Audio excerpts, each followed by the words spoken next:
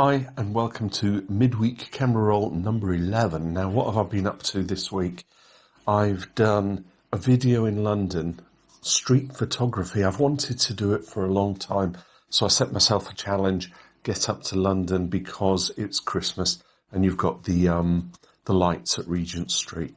So I've got a vlog coming this weekend of that trip, and while I think I took something in the region of 120, 130 images, but I couldn't show all of them in the vlog. So, as you can see, I've got I've got lashings of pictures. So I did that. I've been down to Folkestone because we had some kind of stormy, breezy weather and I wanted to capture the waves. And I've got a couple of wave action shots. And then I was experimenting with shallow depth of field. I've been looking at a few videos to kind of try and push my photography boundaries with shallow depth of field. Now I think in the new year I'm going to have to invest in a fast lens, an f1.8 or an f2.2. I think these are kind of the norm for fast lenses, and it'll probably have to be a prime. So, I'll have to look into that, because if you followed me for any length of time, you know that I do love my zoom. So I took out the 140, the 18 to 140, but I kept it on a lowest aperture setting, shooting in aperture mode. Oh no, I did manual. So I set the speed to about 100, 125, opened up the aperture and allowed the auto ISO to do the biz. I got a few, so I'm kind of getting into the realms of shallow depth of field. I think you can get some dynamic shots, and it's not something I did in London. I wished I had. So anyway, let's have a look at these images, and I'll talk you through my thought processes. Okay, so let's start. I have been practicing taking shots of the birds. And I think I want to do a video on bird photography once I can get to grips with it. So all the while there's light. We've had no light these last couple of weeks. It's just been grey and dull. But can you imagine this with the light streaming down? Not particularly great shot of a sparrow, but nonetheless I was able to take it. But I was quite happy with this one. This is a blackbird. I think it's a blackbird, and I loved its kind of expression, the way it's looking down. What I had done, I'd set the underneath the edge of the post. Sorry, I've got my cat here. He wants some attention. Stop it. I'd set just on the post one of those, bird, the square ones, and I've hooked it onto the bottom of the post to try and attract the birds, because they're all on the bird feeder, but they're not sitting on the post. So anyway, two of those. Then I went into London, as I said at the intro, and I took quite a few shots that I didn't put in the vlog, so let's have a look at those. This is the underpass. So if you're walking from St Pancras station and you're going to get the tube over at King's Cross, you pass this. Now it's normally all illuminated in different colours, so each of those panels would be a different colour. And I thought, oh yeah, that would be a great picture. So I stood there for a few minutes, hoping to get the shot of the light changing. And it just remained this kind of pink aura.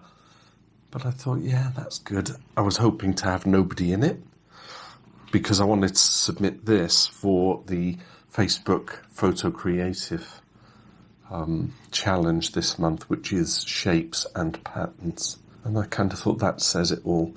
But I was doing street photography, so in the end I caught a couple of people walking through. I turned around, and on the other side you've got all the people walking down. I thought, I wonder if I can do a slow-mo shot. How slow can I set the aperture?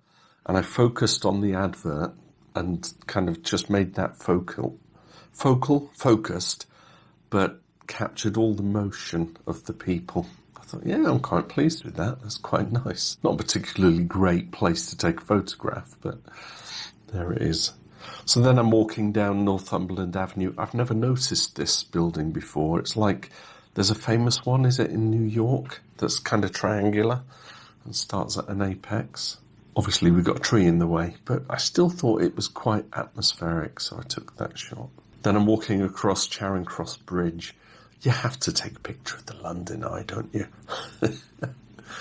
You know, no particularly fabulous light. I've captured this time and time again when I used to work in London. I used to get the train up to Charing Cross. And in the mornings, especially the winter mornings, if you've got a sunrise coming up and you get a wash of orange light, it looks wonderful. And I think it looks good at night time as well because they illuminate the wheel. But yeah, just a tourist shot. I thought I'll capture that more better than not. I then took a walk to Trafalgar Square to do the photo shoot. So I was capturing a couple of images of people. And this couple caught my eye. I thought, you know, they look like they're from a set from a movie or something. You know, when I've done extras acting, so, you know, when they say, you know, and action, and you as an extra have to walk around while the camera focuses on the stars. And I kind of thought that's the vibe I'm getting from this picture. This was taken with the Sony Cybershot. It's relatively clear. It's really quite a good camera. And then down into Trafalgar Square, the sun was coming in over Admiralty Arch, washing down on the museum, and these girls were taking selfies, you know. Watch the video because I've actually got a picture of them in the video taking a selfie. But yeah, I was taking several shots.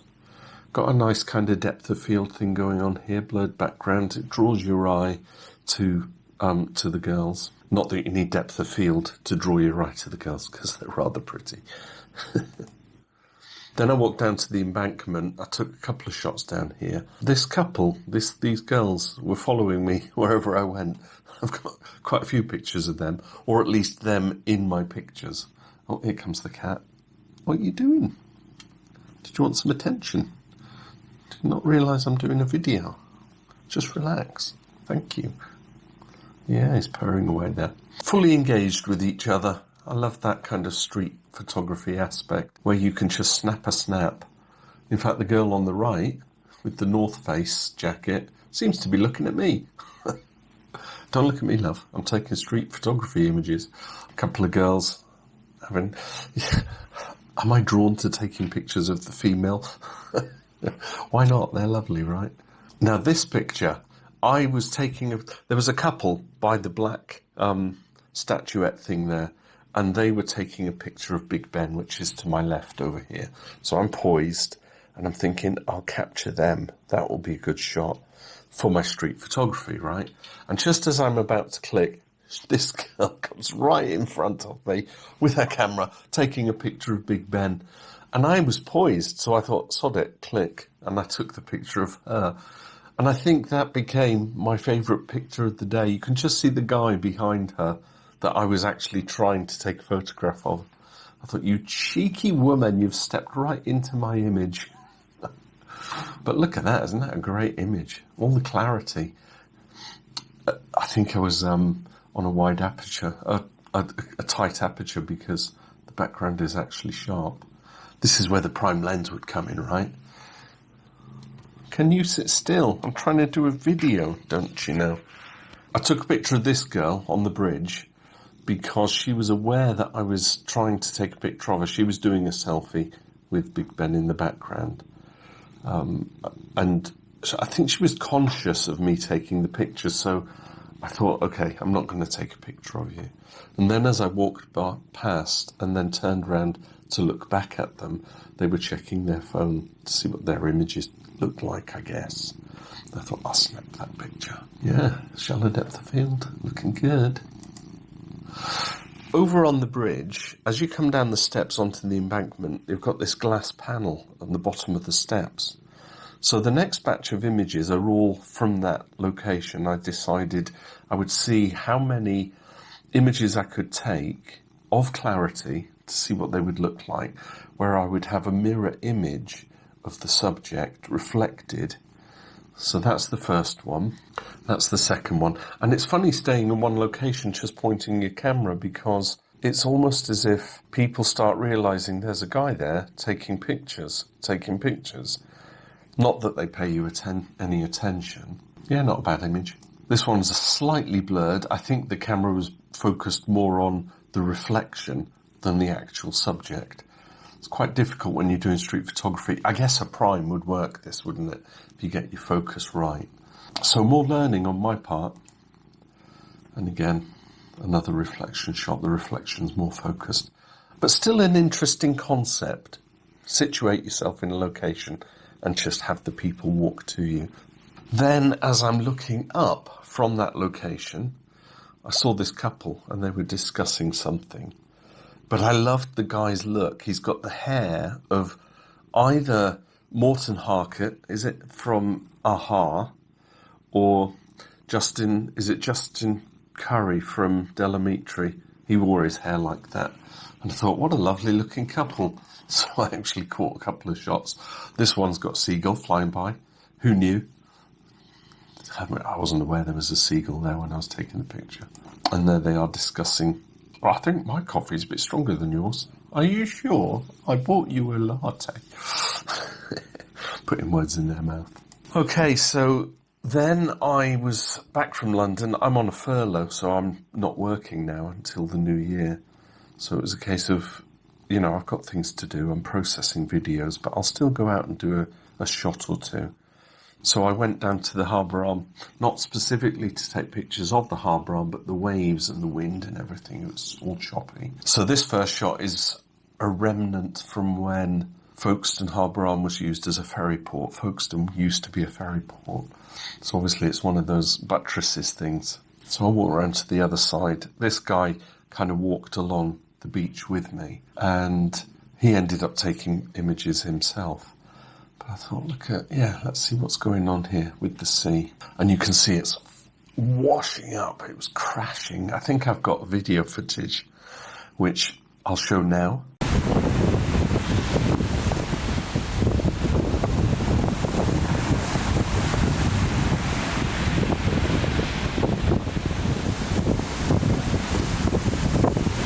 So despite the fact that it was just the Sony side, was it? No, I used my Nikon D3200 to take that footage.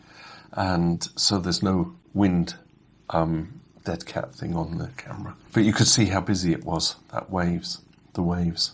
I managed to capture one swooping up and crashing against the wall. Then it was a case of I just turned around a little bit to see the white horses that were crashing, and so incoming waves versus outgoing waves, creating a nice wash. First one not particularly focused, but I liked this one. It's kind of got a swirly-whirly thing going on. Wave photography, eh?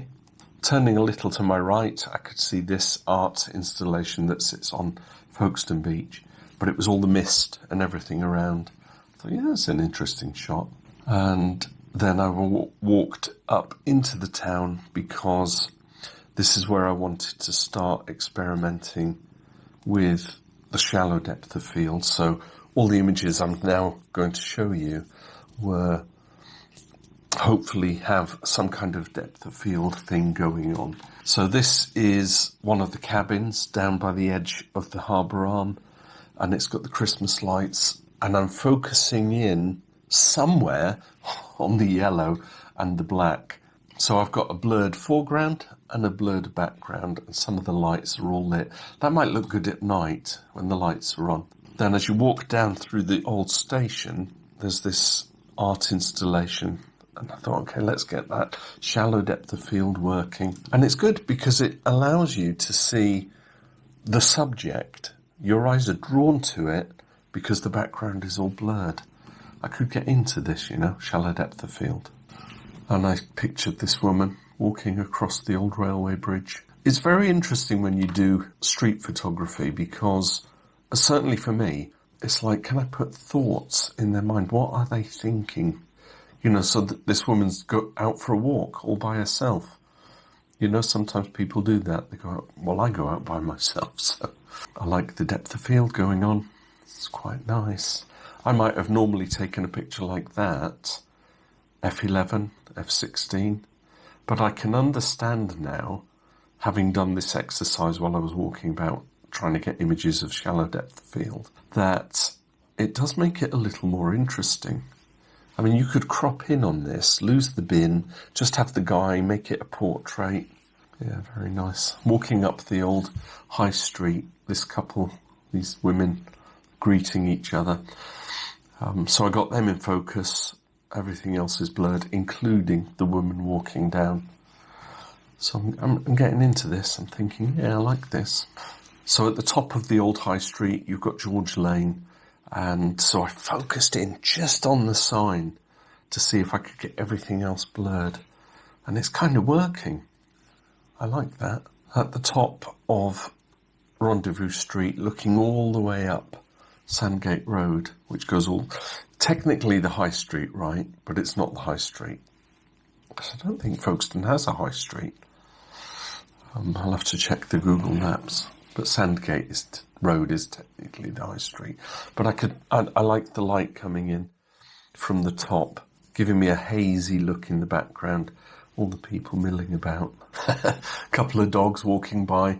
That was just, I had to be super quick with this, so not particularly focused. But it was a nice capture. Then I swung around and looked up at this building. And I thought, that looks so sad. You know, because it's Christmas and all the shops have now got all their decorations out.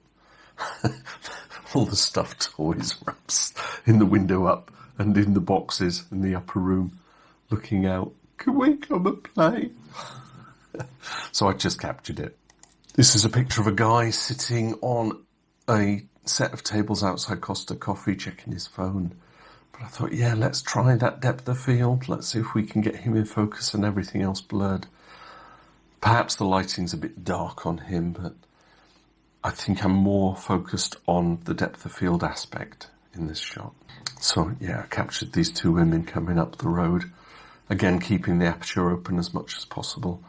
It's a strange one because had they been closer together, I wouldn't have had that gap in the middle. It is what it is, but it's a good exercise in depth of field for me anyway. At the top of the old high street, you can walk past, I think it's St. Mary's Church there, through the graveyard, and you come to a footpath which overlooks the Road of Remembrance. So I captured this picture of the harbour arm, but I wanted to include all the roofs of the crescent that sits on the seafront. Yeah, quite interesting. So walking back through the church, I thought, hey, how can we do the depth of field using gravestones? So I focused in on the foreground. Everything else is blurred. So it's a good concept, this depth of field stuff. I'm a sucker for a door. I really am. No depth of field issue here, because the door is the door with the brick wall in the background. Well, the wall of the house.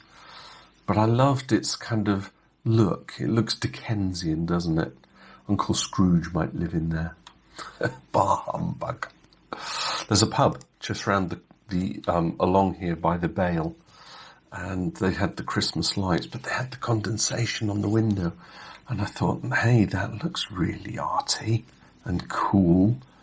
So I've got the window frame kind of focused and the condensation is focused, but obviously everything else in the background is blurred. But that's not because it's depth of field. Oh, are you sitting in the way? Are you? Why don't you just sit and relax while I'm trying to do my video? YouTube, meet Charlie. Look here. Look up here. Look. This one. He doesn't want to know. And then walking back to the car, I just spied this. I thought, that looks pretty cool, doesn't it? Shapes and patterns. The old fire escape to a building that's all boarded up. Although I think the other side of the building isn't boarded up. Who knows? It kind of captures the urban decay as well, which is an interesting subject, isn't it, for photography, urban decay. Okay, that was it. Just maybe a short one for camera midweek roll number 7. No, number 11. It's getting near Christmas now. So anyway, I did a photo shoot in London. I've got the video ready. This is the video. I'm going to post a link to it, but you won't be able to see it until Saturday. Or retrospectively, if you're watching this video, then you can click the link now, can't you? Okay, thanks for watching. I'll see you in the next video, probably the one on Saturday. Bye for now.